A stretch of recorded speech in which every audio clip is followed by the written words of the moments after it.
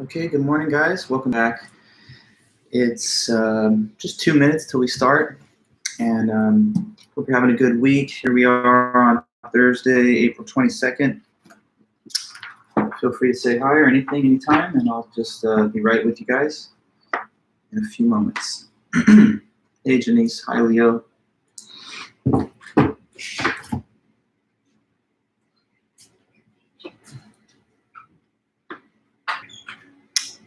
Sebastian, Naaman, Ketan, Justin, Jason, welcome back.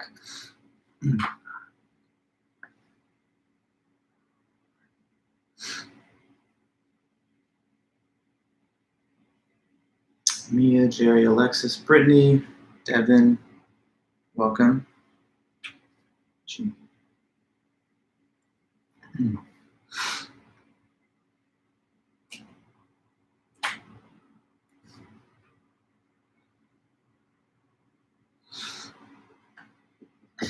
There she is. Hey, hi, Brandon.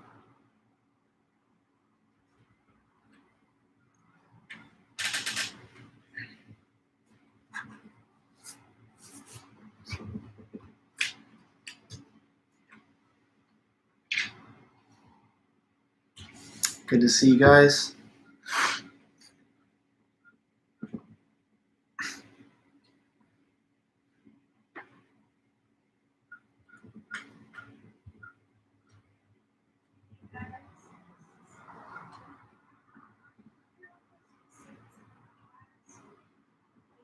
Good morning, good morning. Welcome back. Good to see everybody.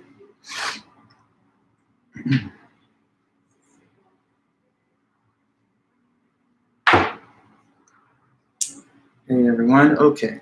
So now it's pretty much 10. I'm going to let us get started. Thanks, as usual, for your attendance and for all of your hard work. Peachy's having a lot of fun. She's kind of excited right now. But let me just get this started. I want to tell you guys that today is a key meeting because we have another new topic that we're going to start with today. Sorry. And this is the topic of the philosophy of mind. So we'll have a couple of meetings on this over the next few weeks. And we're really going to develop this in full detail.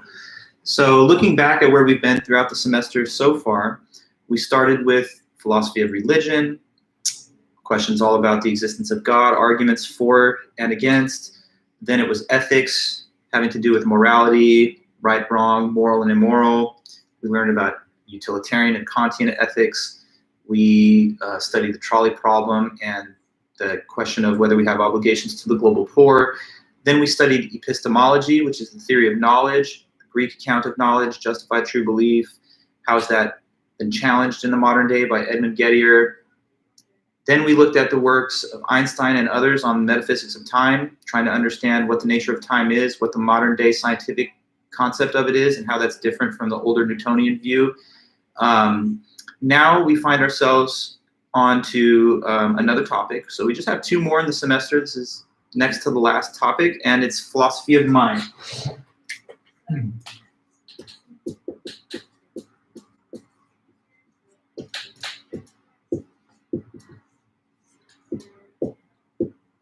Okay, so the philosophy of mind, what is that? Well, the philosophy of mind is really the study of consciousness.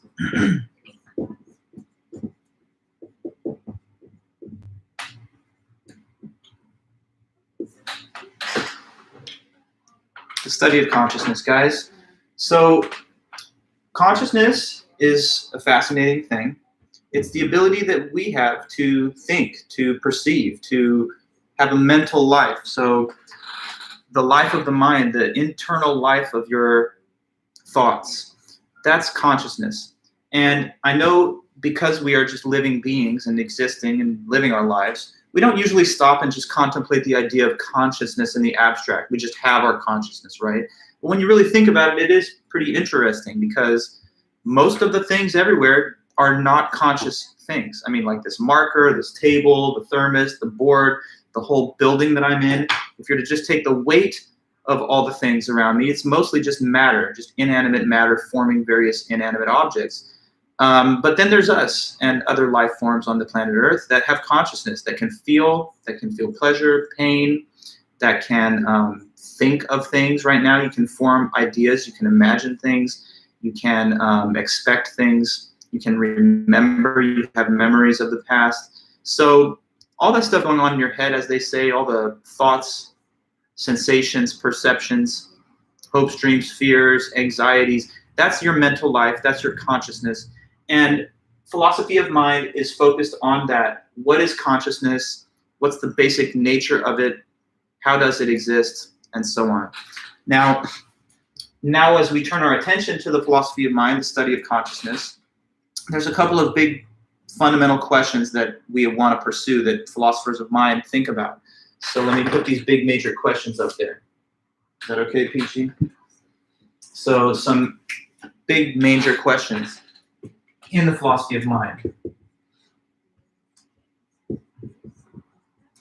So here are some of them. For one, we can ask, are the mind and the brain two different separate things, or are they the same thing? So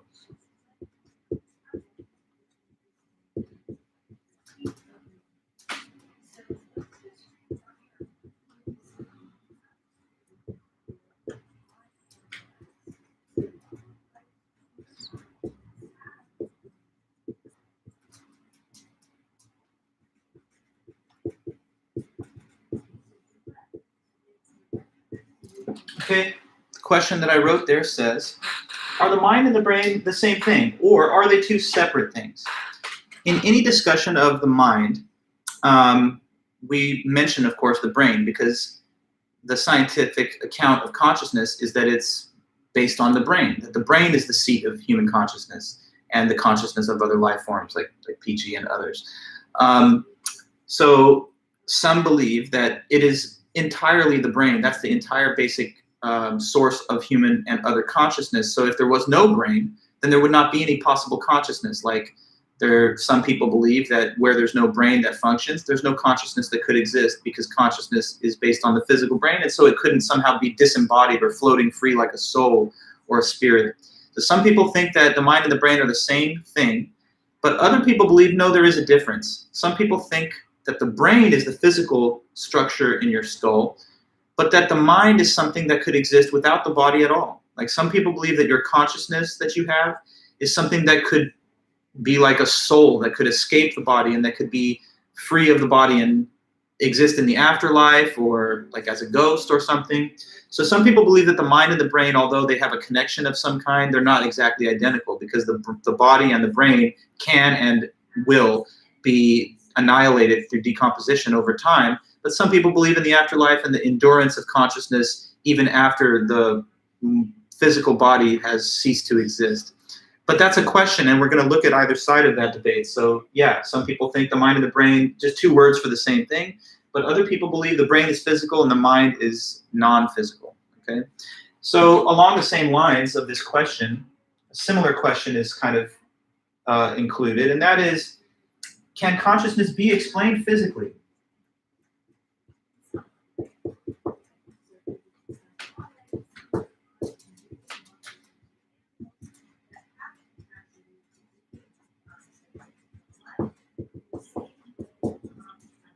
Could consciousness be explained just purely on the basis of physical things happening?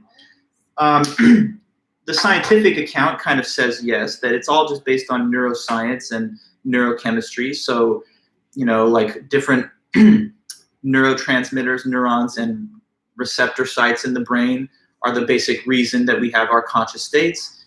Some people believe that everything that has to do with consciousness, whether you're thinking of pleasure, pain, memories, dreams, perception of all kinds. Some people think that it really all does boil down to just the physical things happening in your brain. So the electrochemical signals being fired in the brain and the neural signals that are being transmitted down to the rest of the body. Some people think that's everything having to do with consciousness, that it's just a physical system, a very complex physical system, but still ultimately just based on physics and biology. But then there are others who don't think so, that say, no, consciousness, there's something about it that defies a physical analysis. There's something about it that must be spiritual, or, you know, that cannot be captured by just a reductive account of neurons and synapses and physical phenomena happening. So we'll get into that as well. It's, of course, related to the first question. Is consciousness just a purely physical phenomenon that just has to do with the physical brain, or is there something more that goes beyond the physical? And then a third possible question that we will touch on a little bit is this. Could a machine ever have consciousness, or could a machine ever think like the way we think? Could a machine ever have consciousness?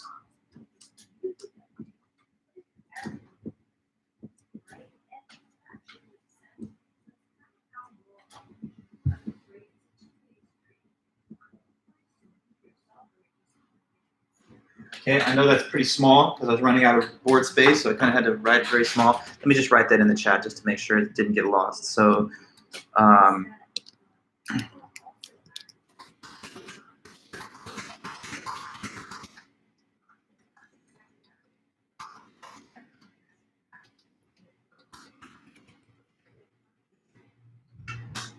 okay, so the word machine is supposed to be pretty broad in its meaning. It could be like a robot, artificial intelligence of some kind, cyborg, you know.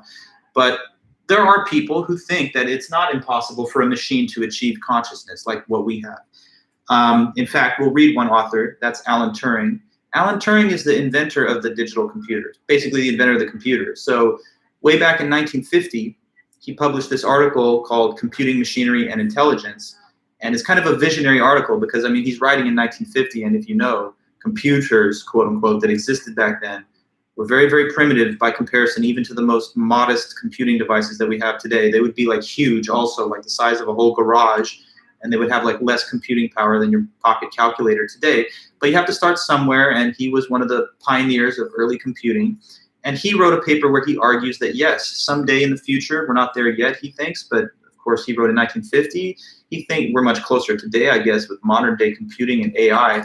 But he says someday in the future, we will have thinking machines. The only reason that they didn't exist yet, he thought, was because of the relative infancy stages of computing technology that human beings are in. You know, computers haven't always existed, clearly. This is a relatively modern phenomenon. And he, as the computer creator, says, I think that in some future date, they will have consciousness. They'll be able to think and perceive and judge the same way that you, me, human beings do.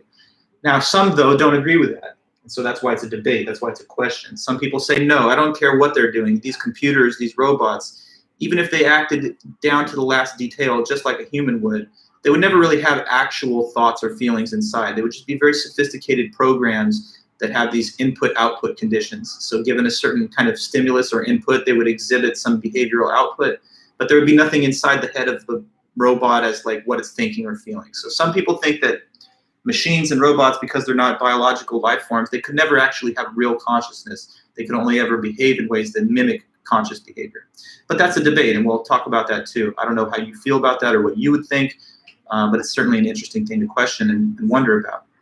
So then, we will start tackling these different questions by mentioning that there are two big positions in the philosophy of mind. So there are two overall positions that people divide into, and now let's try and talk about that.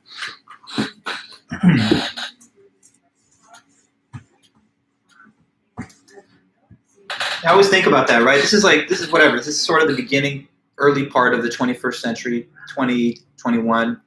And if you look at how weak and primitive computers were like in the 80s and 70s compared to now with all the awesome video games and like supercomputers and everything else, it makes you wonder how much farther can computers go within our lifetime. You know, people that are young in like 50 years, when they look back at the 2020s, they might think, wow, those computers were really weak and they didn't even have all this interactive capacity to simulate human consciousness. Will we be living in our older age in a world where there's a lot of cyborgs and robots that take over more of the activities of humans that used to do? And will we even have some of them that we regard as people? I mean, is that even a possibility? Can you imagine having a friend that you just hang out and go to shows with and stuff, and you guys talk about life, but this person's a robot?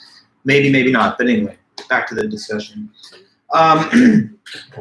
So two big positions in the philosophy of mind.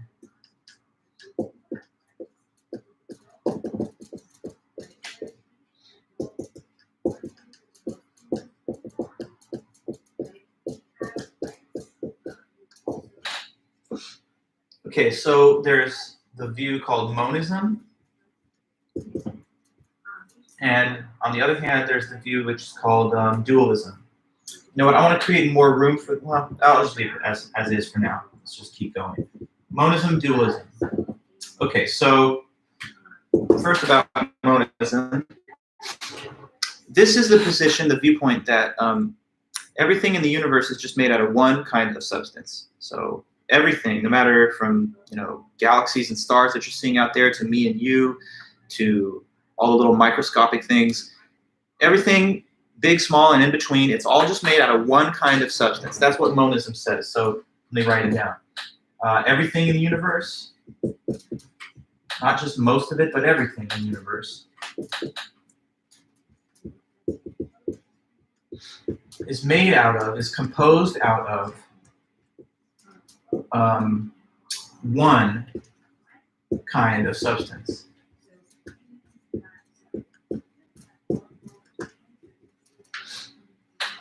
Okay, so everything made out of one kind of substance, that's monism. Morning, Kenny. So yeah, like looking at the word monism itself, maybe you'll notice that the word has the root mono in it, and that means one, like monogamy, having one partner, monotheism, believing in one God, mono speakers, one audio channel instead of two. So anyway then, guys, you understand monism is having to do with one. And what it says then is that everything in the universe is just made out of one kind of substance. Now, on the other hand, dualism says, and it has the root dual in it, which means two. Dualism says that everything in the universe is made out of two kinds of substance, so not just one, but two.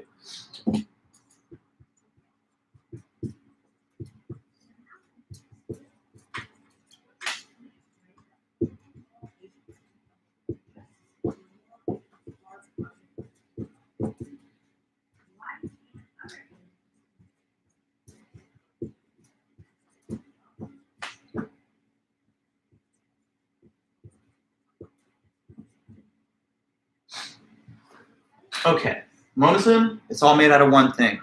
Dualism, there's two things that make it all up. Now, what are these different substances that are being described or mentioned on either of these two views?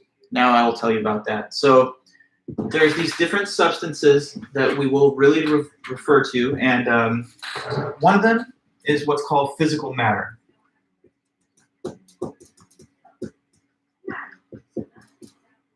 So let me try my best to explain to you the basic idea of physical matter, even though I think you probably do have a sense of it on your own anyway. But physical matter is just anything that is extended in space is the term that is used. Extended means that it takes up some space, that it occupies like literally just some volume and it has some mass. So physical matter is anything that is extended in space. And I'll ask you a question in a minute here.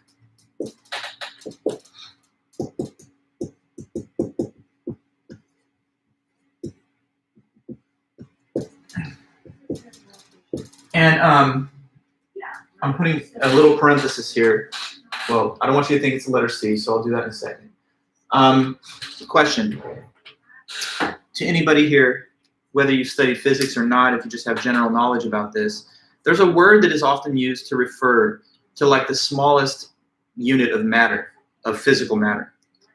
What do you think is that word for like the smallest little bit of matter that's extended in space, but you can't break it down more than this? What do they call those little things? Tiny little particles, sometimes referred to by the word atoms. That's right, Kobe, yes. Now, I know some of you guys might be thinking, if you know physics, aren't there subatomic particles too, like quarks? Fair enough, yes. But I think let's utilize the term atoms just because it's a classical word that goes back thousands of years. No, good mention, Sergio. I was just going to say that the word atom itself is thousands of years old. It was first coined by the ancient Greeks. In fact, I believe the pre-Socratic philosopher was Democritus. And the word atom in Greek originally meant uncuttable. So it literally means something that cannot be cut, cannot be further broken down into smaller parts. So even though we've learned in the current day that there are some subatomic particles, we'll just use the word atom to refer to the least element. So anyway then, anything that is extended in space and at the fundamental level, those would be atoms. So that's one of the possible substances. And the other possible substance is called mind.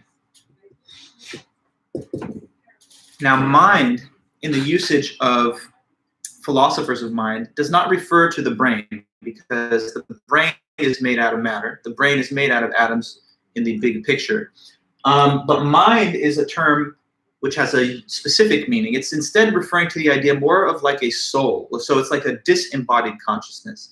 It's something that has no extension in space. So it's not extended in space. It has no shape, no size, no mass. It's not like a tiny little pebble or something. It's literally nothing in terms of spatial extension. So something that's literally nowhere or no place, like the idea of a soul. So the mind is something that is not extended in space and is thinking.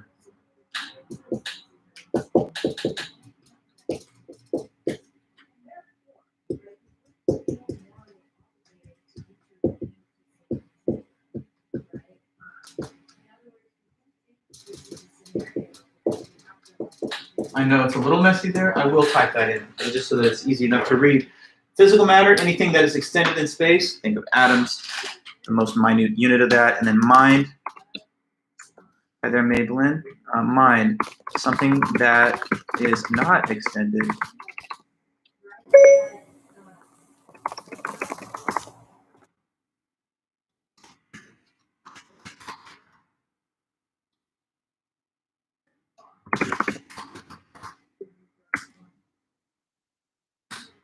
Mind, something that is not extended in space and is thinking.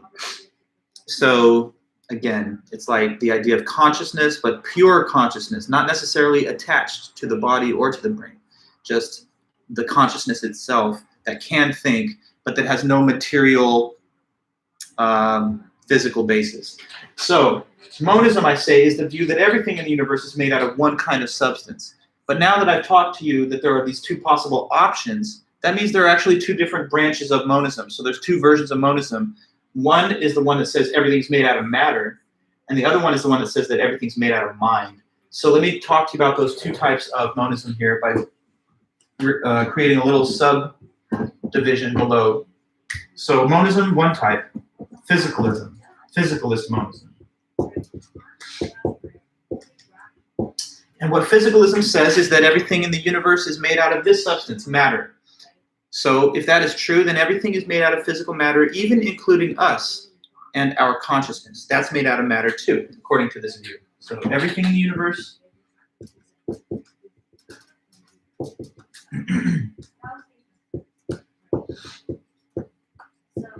is made out of physical matter, atoms,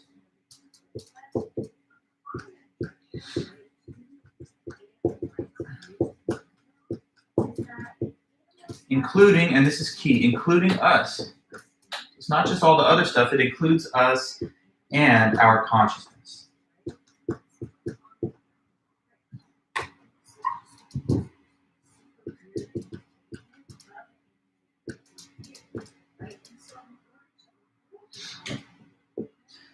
Physicalism. Everything in the universe is made out of physical matter, and that includes even us and our consciousness. That's physicalism.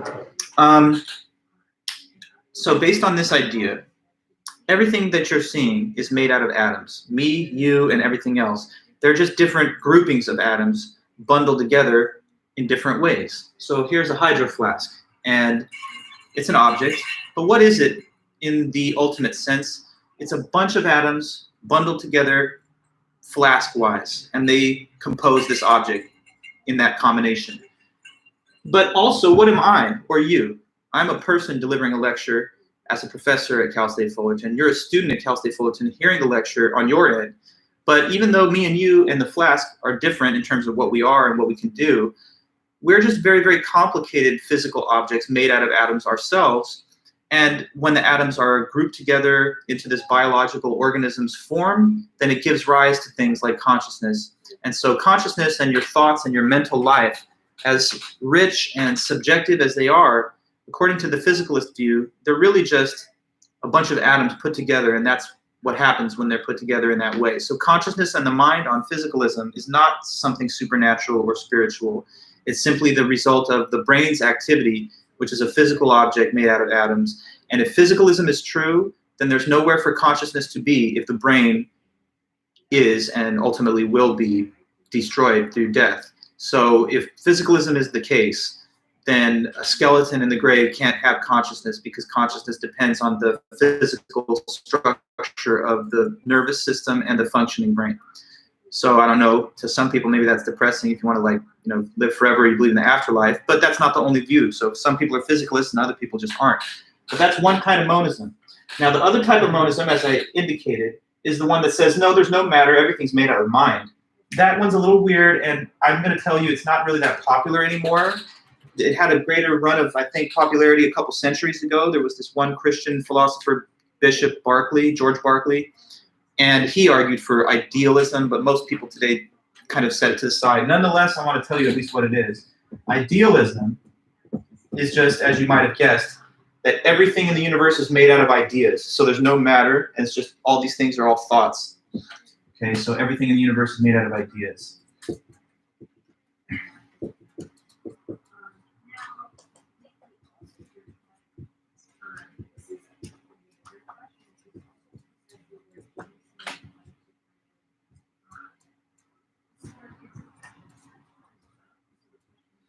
So idealism in the philosophical sense, not like in the socio-political sense where I'm an idealist because I believe in progress and change, but in the philosophical sense, it's like the idea that there's no such thing as matter. Matter is an illusion. There's just thoughts. So like this table feels like a solid object, you know, made out of stuff, but really it's just a thought. It's just an idea, and everything else is too. That view is, again, not a widespread position that most people hold today. Yeah, because it seems pretty much a far-fetched thought that everything could be ideas. You might have wondered, if this is true, then what about things that no one's looking at or thinking about? Like, what about a weird, just a planet somewhere out there that we don't have any telescopes pointed at, and no one can think about it? Does it not exist then, if idealism is true? Well, let me just say this before I move on from idealism. The most sophisticated versions of this idea say that when no specific person is thinking of the thing, God would be the thinker. So he kind of maintains the independence of the objects that no one is at this moment thinking of. And so if God wanted to stop thinking about them, then I guess they would cease to exist. But he's the sort of like master thinker if, for example, we aren't. And then in that case, we don't have to worry about the case of like no one's looking at something, so it stops existing. But anyway, guys, like I say, it's not so much important to us because our real focus in this new topic of the class is going to be to compare arguments for physicalism with arguments for dualism. Okay, so our real debate here is like physicalist monism versus dualism. Now, what about dualism again? I know I've erased it from the board, but if you have those notes, you'll remember what I just wrote, which is that dualism says that how many substances make everything? 2. And according to the dualist, both of these substances combine to make everything in the world. Now, on a dualist perspective, there's matter and there's mind. So there's atoms that make physical objects that are extended in space, yes. But if you're a dualist, you think that's not all there is. There's also this non-physical consciousness, call it the mind, call it a soul, whatever you want. But that is something that's not physical, and that's the thing responsible for the existence of me and you having thoughts and perceptions and feelings. So like if you're a dualist, you'd say that most of the stuff is just matter. You know, even your body is all matter for the most part, but then within the body or somehow related to it for a conscious being, there's this mind. And so when there's consciousness in the universe, there's mind, and for all other things that are just physical, there's physical matter.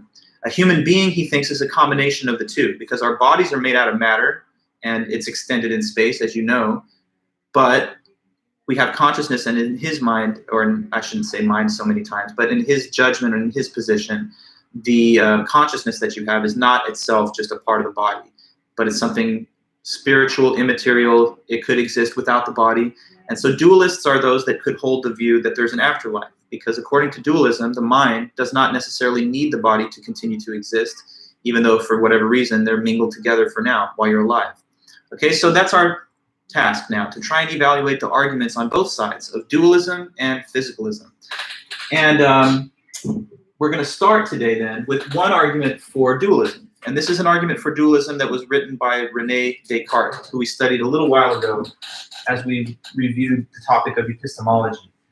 He was the one who said that you should use the method of doubt to determine what is certain, and the method of doubt says to assume that things are false if they could even possibly be doubted.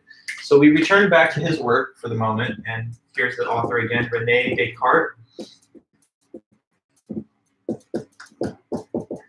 And he lived from 1596 until 1650. He wrote his classic work in 1641 called The Meditations, or full title, Meditations on First Philosophy. And the book has 6 chapters. The chapters are listed as Meditation 1, 2, 3, 4, 5, and 6. A couple of weeks ago when we started looking at Descartes, we read Meditation 1 and 2. Now we are coming full circle to the last chapter, which is Meditation 6, the 6th and final chapter. So this is today's material, Meditation 6 from Descartes. And again, why? Because this is where he makes an argument for dualism. Now, we're going to try and see how a person might support the position for dualism. Why is it that someone thinks dualism is true instead of physicalism, for example?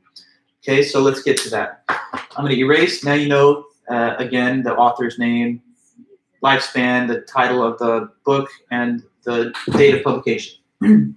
So then, let's go over Descartes' argument for dualism.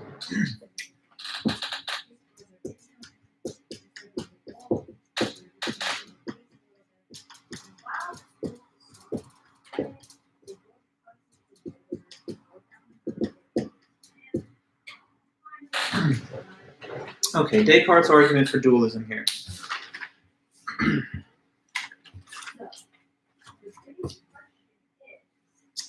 And as usual, at any time, if something I'm saying is a little complicated, tricky, or you want another explanation or me to slow down, clarify, please let me know. I'm always happy to do that. But anyway, so Descartes' argument for dualism. This is a long argument. There are many steps in the argument that eventually build towards the conclusion that dualism is true. Some of the content of this argument has to do with information that was found in the intervening chapters between 2 and 6. In other words, 3, 4, and 5. So Descartes, in the writing that we have in our book, which I've assigned, he makes indirect reference sometimes to some of the claims from those earlier chapters. And so to make it perfectly clear to you and fill in some of the gaps that our textbook leaves out by eliminating the middle 3 chapters, I'm just going to try and present a very clear, detailed, streamlined version of the argument. So you can refer to the textbook and to notes that you see from my presentation here. Okay, the argument for dualism.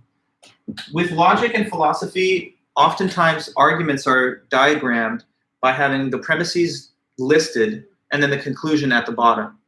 We've done this, I think, at least 1 or 2 times before, like when we studied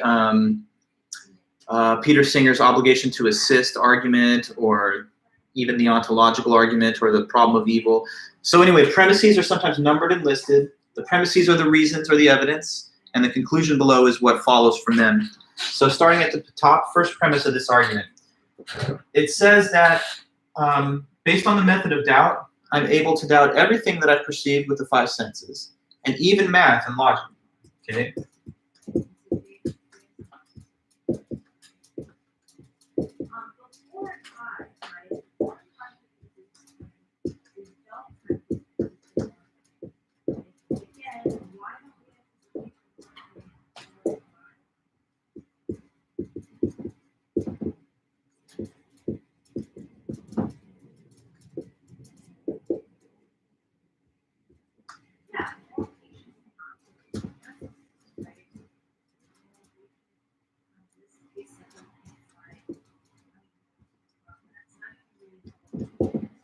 Okay, so based on the method of doubt, I'm able to doubt everything perceived by the senses, and even math and logic.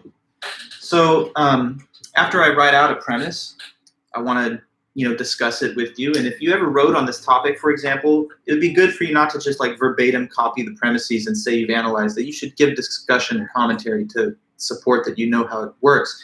But yeah, to this premise, quick question. Why did Descartes say this? Do you remember? Why did he say that using the method of doubt, I can doubt everything that I perceive with my senses? So the senses are sight, taste, touch, hearing, and smell. How could those things all be wrong all the time? What did he say? He said something pretty precise. He said, oh, it's possible that even though it looks like all those things are real, maybe they're not, because why? How could you doubt all of your five senses? That's right, Kobe. Well, you could be, you say, imagining everything. Sort of, yes. He sort of makes it a little more specific with the concept of dreams. But as a substitute for dreams, there's also the possibility of being in a simulation or in the Matrix or, I don't know, having a lot of hallucinations or something. So anyway, yeah, the senses can fail. And to be precise, he kind of uses the dream possibility as his core example. Maybe everything you're experiencing right now is a dream. If so, then nothing is actually real that you're having happen. And in that case, maybe it's not true. I actually had a dream the other day. In the dream, it was weird. I was like a professor, but I was also somehow like a student at the school. And so like my department chair, you know, in the philosophy department asked me to submit like a paper like I was a student, and I submitted it and I somehow got an F.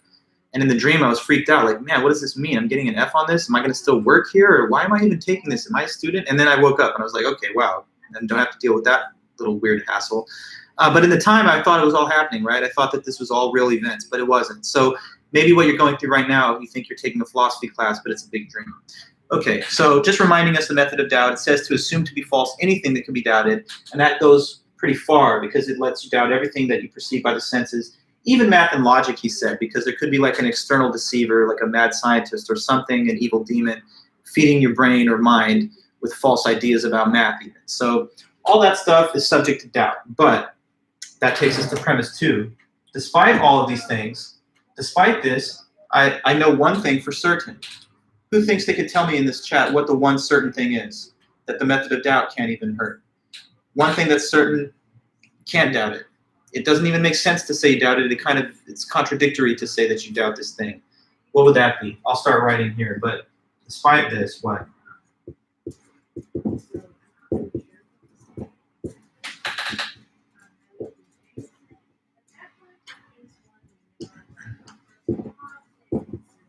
So despite this, I know for certain that, yes, that I exist. At least as a non-physical mind. We're still going to say that the knowledge that the body exists is not on the table yet because it's possible that that's a dream body. But despite all this, I know for certain that I exist, at least as a non-physical mind. And how do you know that? Because you're thinking.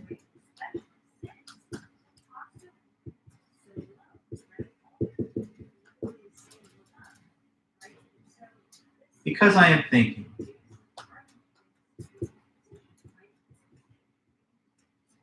Okay, so just these first 2 steps of the argument. Despite all of these other doubts, one thing I know for certain is that I exist, at least as a non-physical mind, because I know I'm thinking. Okay, so all we've established so far is that using the method of doubt gives doubt for almost everything except for the one knowledge that you're a mind that is thinking. We can say that's for sure because you are thinking. Now, we continue the argument. In your own notes, if you're writing the full argument, and you have the room for it, it's probably best to just continue listing it vertically. But I obviously have to clear the board because it's a smaller board and continue the notes on the next clear space. So we're going to number 3 now, the third premise of the argument.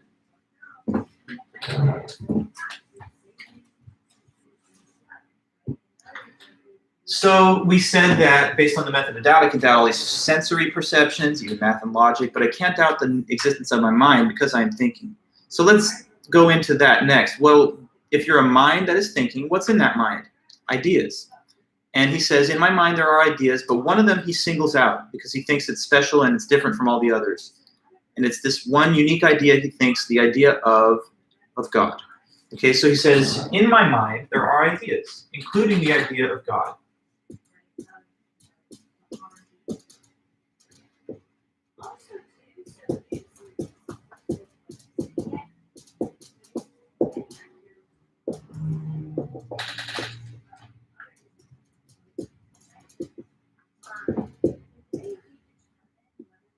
So the third premise is just listing out that we have, well, I should not say we, because the meditator doesn't know if anyone else exists, but you, the meditator, know that you exist. And you know that in your mind there are ideas. And he says one of those ideas is very special. It's the idea of God. Why does he think this idea is unique and special? Well, because the way he puts it is that this is the only idea in your mind of something that is infinite. So he says the idea of God is unique because it is the idea of an infinite being. Okay.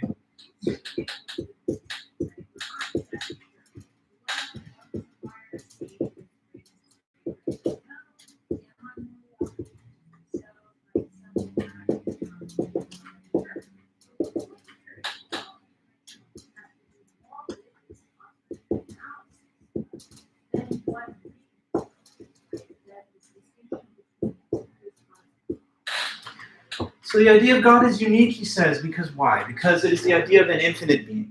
And he says that is an idea that stands alone. No other idea is the idea of something infinite. The idea of every other thing except for God is the idea of something temporary or finite or limited. Okay, like think of your idea of a person like me.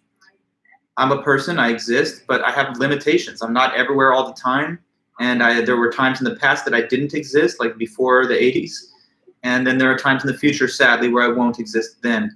So thinking of me is to think about something that exists for a short time and place, but it's not infinite or eternal. And that's just me. If you think about a mountain or something, okay, well, a mountain's longer lived than a person.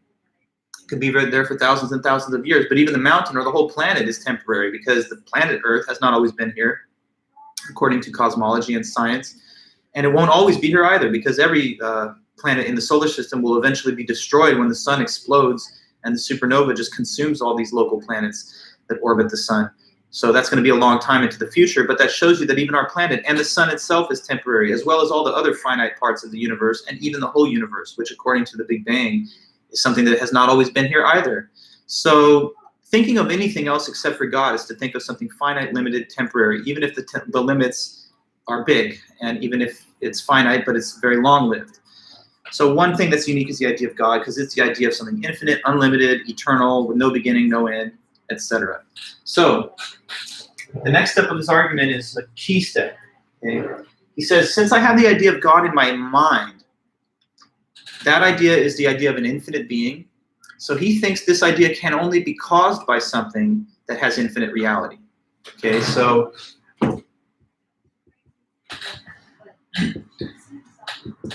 since the idea of God is the idea of an infinite being,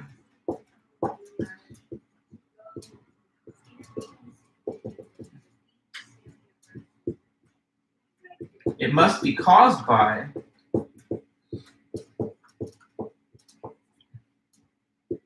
something that has infinite reality.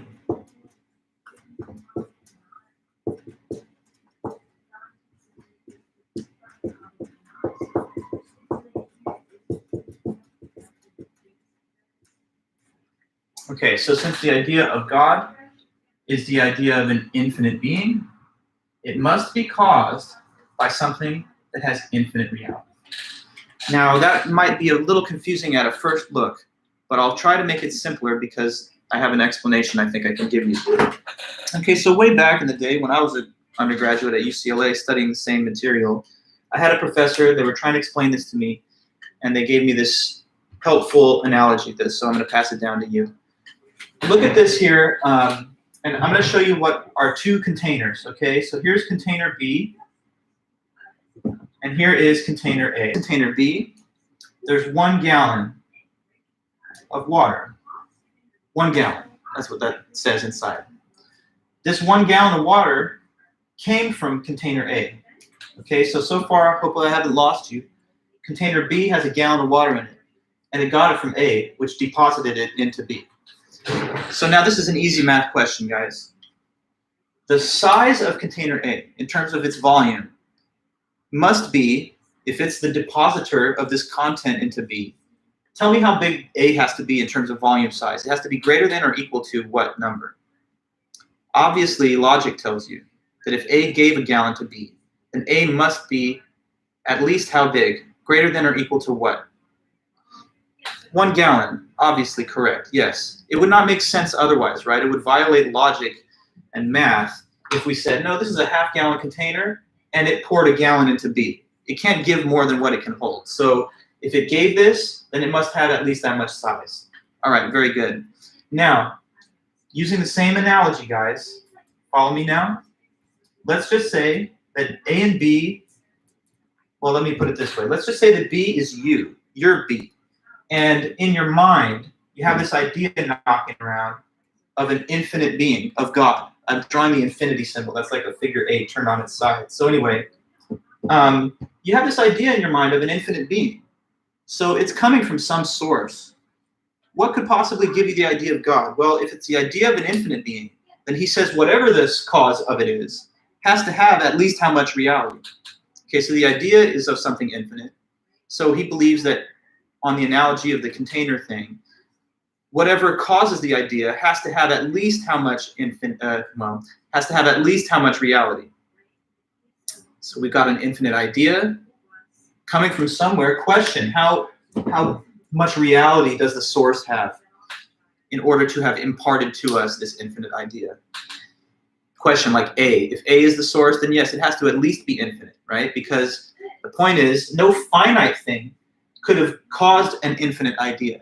There's no finite being or entity who could have possibly led to the idea of an infinite God. So he thinks that since you have the idea of God, it has to come from something that is also infinite. And that means that this cause of your idea is real and it's God. So God exists. Okay? So with that little explanation in place, we're prepared to add to the argument, premise 6, which just says, so therefore, so God exists.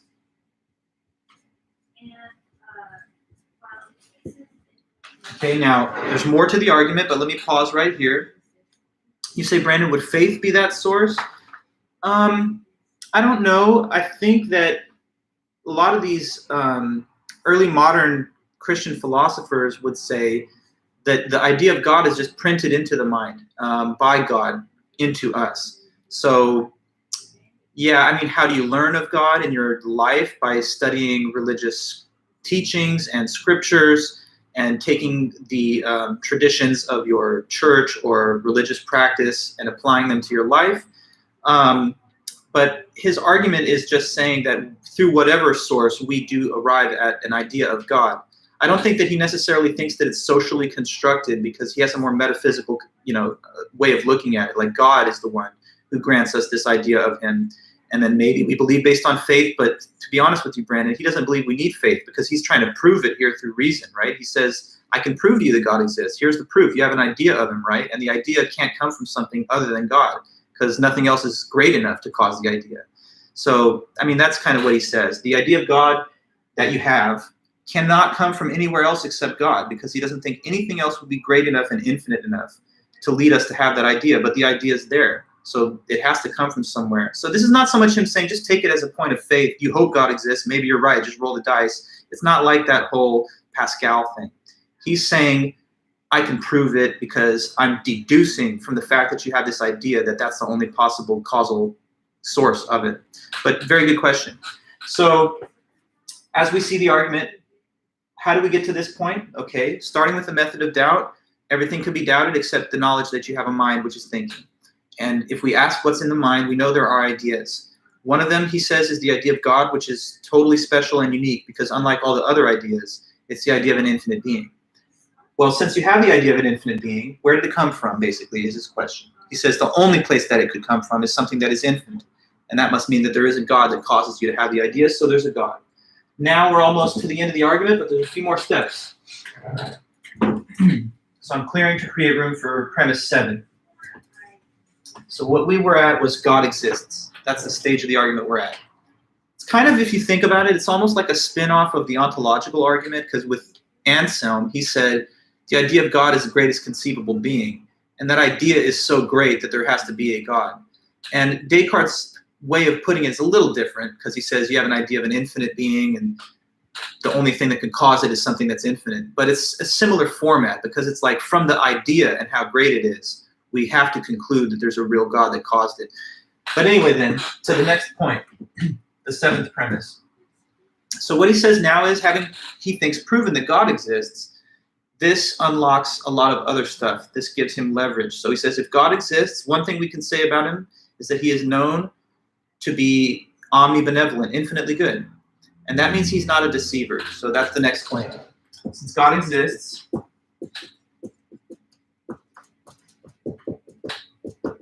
and is known to be infinitely good,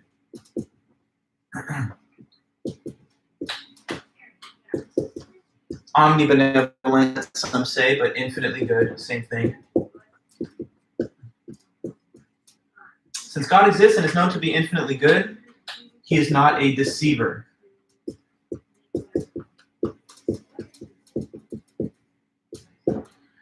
He exists, he's infinitely good, so therefore he is not a deceiver, not a deceiver. Okay, so if God's infinitely good, as we think he is, then he would not be trying to play tricks on us or to deceive us, to make us think that things are true when they're really false. That would run contrary to the utter perfection and goodness of God, because God's not just told as infinitely powerful, but also infinitely just, righteous, and moral. So he would not be a deceiver. And if he's not a deceiver, this means that if I have clear and distinct perceptions, then they must be true. Okay, so since God is not a deceiver,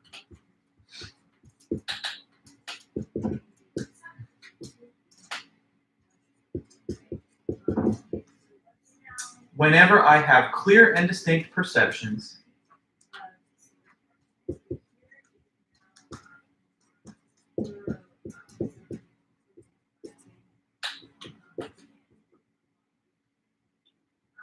they must be true.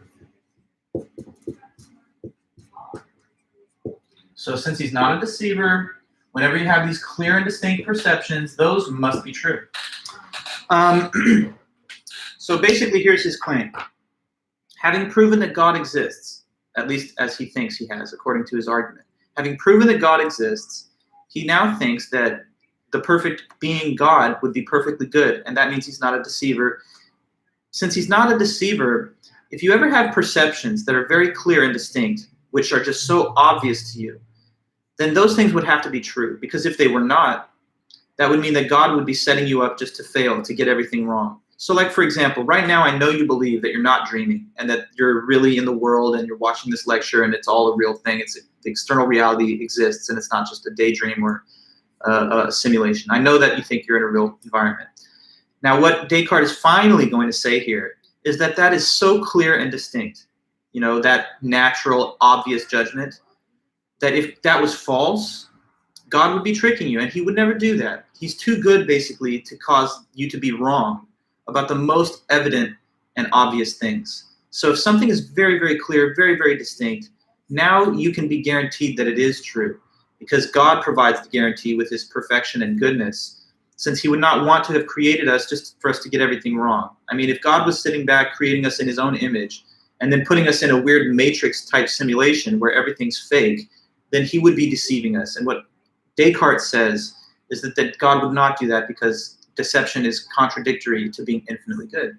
So basic takeaway point, if something's super clear and distinct, it's going to be true, because God would not have it otherwise. God would not have you making mistakes about the most obvious and clear things. So when you have a clear and distinct perception, it's got to be true. And to the next point, we're very much close to the end. There's two more premises and then the conclusion.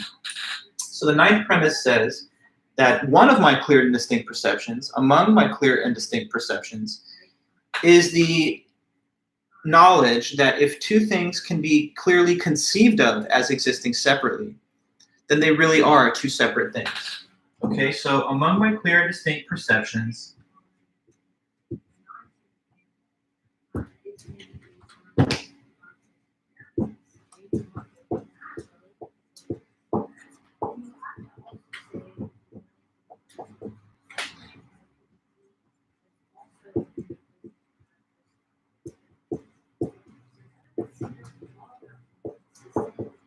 is the knowledge that if two things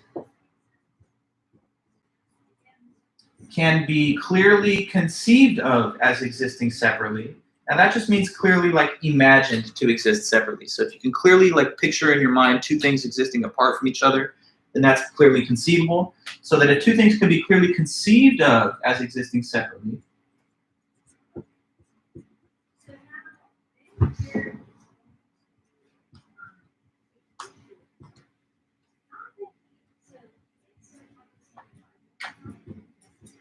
then in that case, they are two separate things. And I'll put it in the chat if it's a little bit compressed. Two separate things. Okay, that's the last three words there, but it is tough to write it with that little space. So even though it's on the board, I'm going to write it on the chat one time. Okay, so premise 9.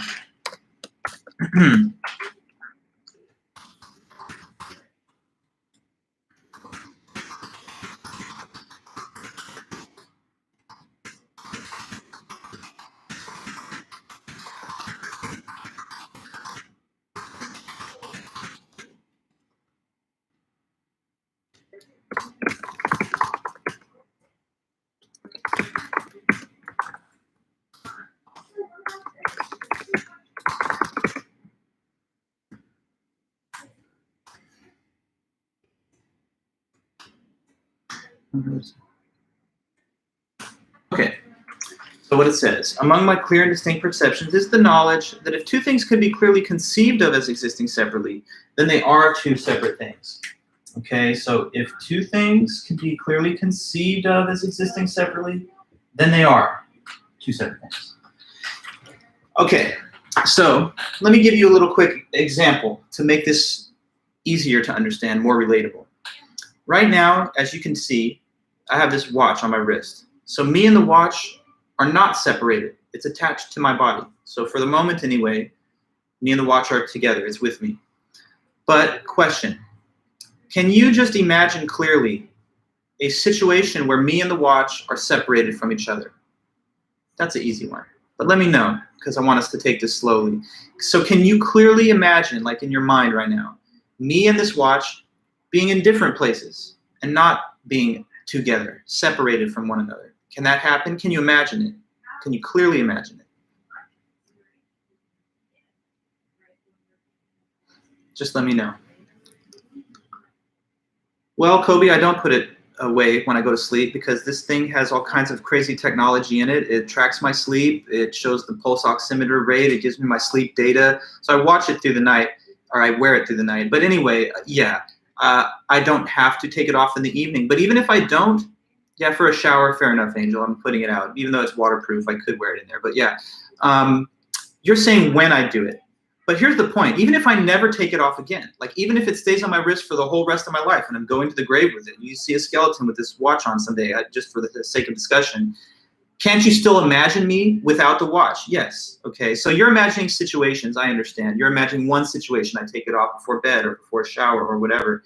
The point being, long story short, it's easy to imagine me and the watch being separated from each other. So what this is saying is that whenever you can imagine two given things existing separately from each other, when you can imagine it, that means that they really are two separate things.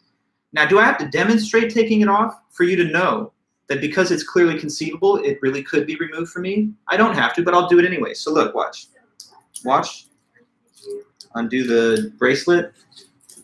Now put it over there. So there's the watch, and I'm here. We're separated from each other. We were together, now we're not. And even before I did this to demonstrate, I'm sure you understood that me and the watch were separate. Why? Because it was clearly conceivable for us to exist separately. So even though now I've demonstrated the thing which I just pointed out was conceivable, making real the conceivable thing, you would have known that this was possible even had I not done so. So anyway, then the point becomes this. If there's ever two things that could be imagined as existing separate from each other, then they must really be two separate things, because that's a clear and distinct idea that when they're separate, they're different, and God makes sure that everything that is clear and distinctly perceived is true. Now, some things are kind of hard to disentangle from each other. Me and the watch, that's easy. I just have to push the clasp and take it off, and that's simple. Or my glasses, or the shirt that I'm wearing, whatever. it's a little harder to disentangle, say, some things like if you had a glass of hot water and you added salt to it and you mixed it together so it becomes salty water, you know, it's a little hard to remove the salt content from the water content in the same way that I just took off this watch. But there's a way to do it, of course. You could boil the water, leave the salt content behind, let the water condense, and then you've desalinized water like they do with ocean water. So it's possible. And what Descartes says is that even if some things are very hard to imagine separating, if it's even conceivable in the mind, then it is something that could happen, because if you couldn't do it, then if nothing else, Almighty God could do it, because he can make anything possible actual. Okay, so all we've heard to this stage of the argument, let me take you back to the beginning. Method of doubt says I can doubt almost everything, but one thing I cannot doubt is that I exist as a mind because I am thinking. Within my mind, there's ideas. One of them is the idea of God. This idea of God is very special and unique because it's the only idea of something infinite. So based on this idea being in your mind, he thinks that there's only one way it could have come there, and that's if there's a cause that has infinite reality, and therefore God exists. Since he does exist, and he is known to be perfectly good, that means that he is not a deceiver. And so being not a deceiver implies that if I ever have clear and distinct perceptions, God guarantees for me that they are true, because otherwise he would be deceiving, and he's not going to deceive. So clear and distinct perceptions are true. One of those clear and distinct perceptions that we can highlight is this knowledge that if you can imagine two things existing separately, then they must really be two separate things. Okay? So now there's just one more premise and then the conclusion. So we're really close to the very end of his long argument for dualism here. Okay, so premise 9, as you guys just saw, said that if you can imagine two things existing separately, then there really are. Now, what are two things that you believe he's going to point out next that we can imagine existing separately? So I'll help you get started. I can clearly conceive of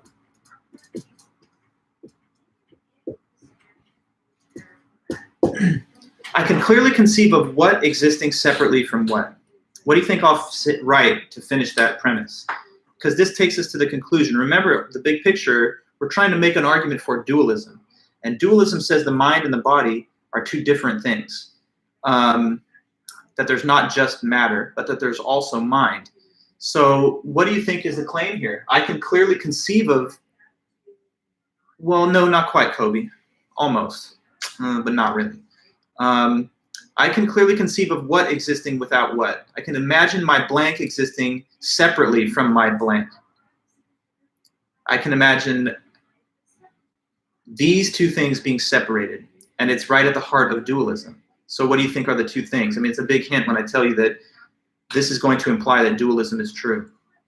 So I can clearly imagine, I can clearly conceive of the blank existing without the blank. Body and mind, there you go, exactly, Brandon. And same to you, Kobe and Melanie. Very much so. All right, good. So I'll write it. I can clearly conceive of my mind and body existing separately.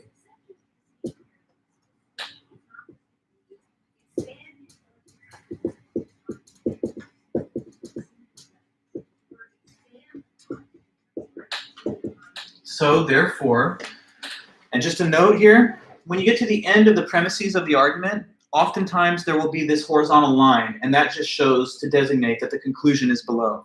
It kind of reminds you of math equations, very, very elementary addition, where you do like 2 + 2 is 4. This line shows you that the thing below is the product of these factors above.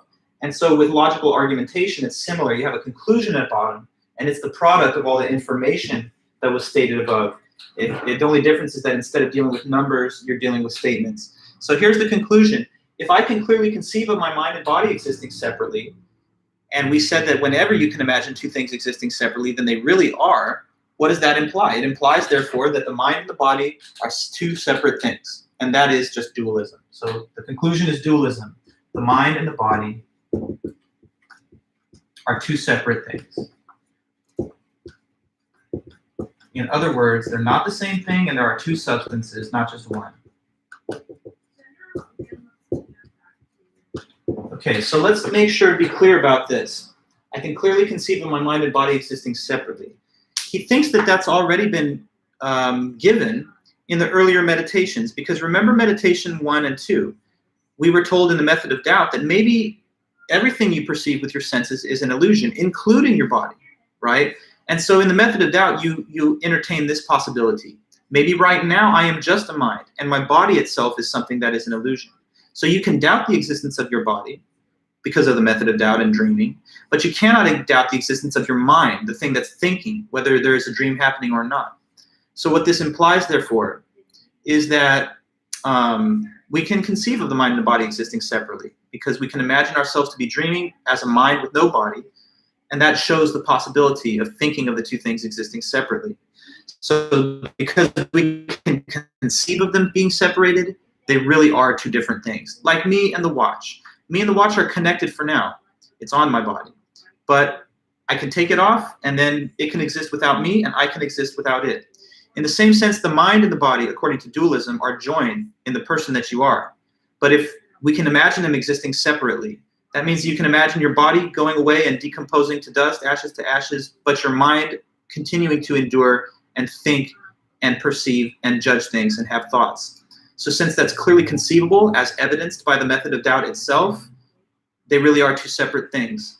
Now, they're not separate for now, just like me and the watch are connected for now, but at a future date, the event of death will cause God to disentangle the two things so that the mind, the soul, is now liberated from the body.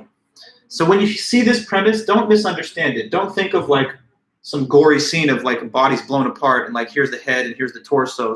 The head is not the mind, because the mind is not the brain. The mind is like the soul that somehow resides within or relates to the physical body and the brain. But it's something that's distinct from the entire physical body, the mind. It's something that's supposed to be able to exist in the afterlife or in heaven or something. So it's not like the brain going up into heaven, but rather the soul. Okay?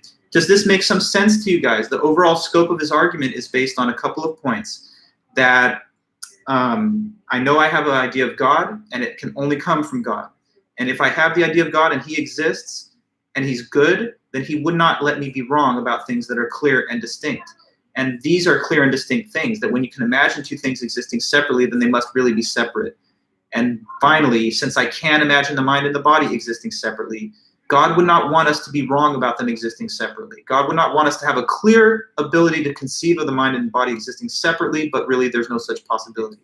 So God provides a guarantee for you that the clear conceivability of mind and body existing separately is something that really can happen. Let me read to you a quote from him on page 556. It's always good to integrate quotes as you explain the work of a philosopher or really any piece of literature. So it says here, first, on the left column of 556, Descartes says, "First I know that everything which I clearly and distinctly understand is capable of being created by God so as to correspond exactly with my understanding of it. Therefore, the fact that I can clearly and distinctly understand one thing apart from another is enough to make me certain that the two things are distinct, since they are capable of being separated, at least by God. The question of what kind of power is needed to bring about the separation does not affect the judgment that the two things are distinct.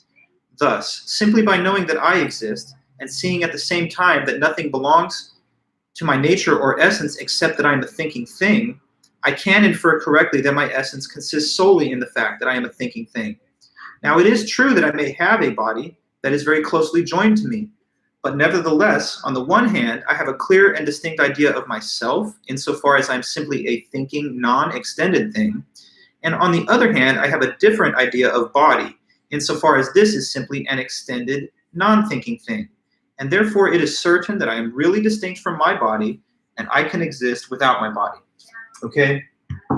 So it's an argument that's heavily based around the clear conceivability of mind and body existing separately. He kind of uses his own methodology of the method of doubt to try and convince us that we can imagine the mind without the body. As, for example, if you were dreaming now, maybe you only got a mind even at present. But I know there's a lot of kind of contemporary pop culture examples of people having the ability to imagine the mind being separate from the body. Think about all those near-death experiences that people report sometimes. Have you heard about such cases? A person will claim, I'm not saying I give credibility or disagree with these claims, but just as an example that you can maybe touch base with. People will say, oh, I got into a traumatic auto accident and I was very close to death, flatlining on the operating table. And at one point, I remember floating up out of my body and looking down at the surgical team and my own body from above as though I was a disembodied ghost. So the ability that you have to just imagine such scenarios of being disembodied and yet still conscious, that ability to imagine the two things being separated, body over here, mind in a whole different place, that he thinks illustrates that they really are two separate things, because it's clear to imagine them being separated. So anyway, that's his argument for dualism, guys. There's mind, but that's separate from body. He says body's not the only thing that exists. Physical matter's not the only thing exists. Physical matter composes the physical body and brain, but then you have this non-physical mind, which you can understand existing separately from the body. And since God is so good and perfect, he wouldn't allow you to have the clear thought of these two things existing separately if they really could not exist separately. Because any two things that could be imagined existing apart from each other can exist apart from each other, even if they happen to be together for now. So your body and your mind, they're mingled together for now. But I guess at death, according to dualism, the mind escapes, the body remains behind, and you continue to exist as a consciousness that's not embodied in the physical frame. Now, there's a little more that he has to say at the very end of this paper. There's just a couple of points that I want to wrap up with him. So let me at least set up one of those points now. He says there's a few other things that we can also now reclaim our confidence in based on this certainty that he thinks God provides when we have clear and distinct perceptions. So he says here's some other clear and distinct perceptions that now we can also say are true. At the beginning of the meditations, he said these were things that were subject to doubt. But now, having, he thinks, proven that God exists, that gives him a new piece of leverage, that when things are clear and distinct, they're bound to be true. So here are some other ones. One of them is this: the external world exists.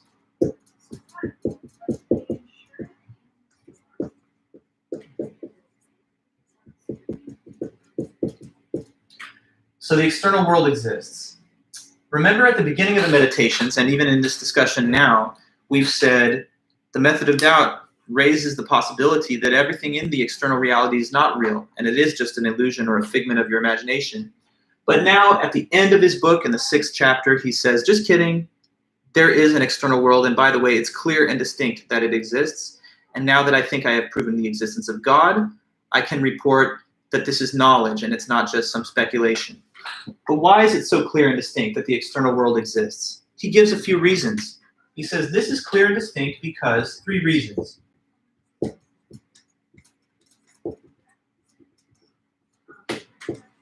Okay. Reason 1, that I cannot perceive only that which is favorable to me. So I cannot perceive only that which is favorable.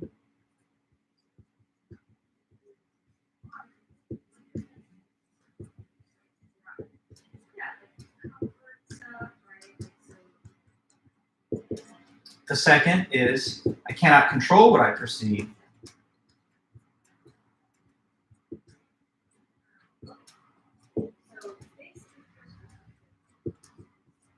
And then there's this additional point that memories are less vivid than current perception. Less vivid, less sharp than current perception is. Okay, so what I'm showing you here, and I'll try to explain them quickly, these are 3 basic reasons that he says this is very clear and distinct, that the external world does in fact exist. So, okay, let's suppose again that the world was not real, but it was a big dream you were having. If this was a dream and you're the dreamer, then you'd think you would have some method of control over the things that are happening, because it would all be subjective. There would not be an objective reality. It would be something created in part by your own thinking. So if that was true, don't you believe that you'd have the ability to shape the world to your desires just by manifesting it through your will? For me, for example, if this world was a dream and I'm the dreamer, then I would start dreaming up things that were favorable to me all the time. So like someone would call me later today and they would be like, hey, I'm a wealthy billionaire and I've just been watching your YouTube videos, Dr. Vulich, and I really think they're awesome. Would you like me to give you $50 million just so that you can do this work subsidized? You know, maybe then I would say, okay, great, I'm a 50 millionaire. This is awesome. And I just wanted it to happen, so it did happen. But of course, that call's not coming, guys, right? And so what that means is that this external reality is not just something subject to my whims. It's objective, and I could wish and will all the best results for myself. Sometimes they happen, but for the most part, it's not as easy as just saying, make it happen, and then it does.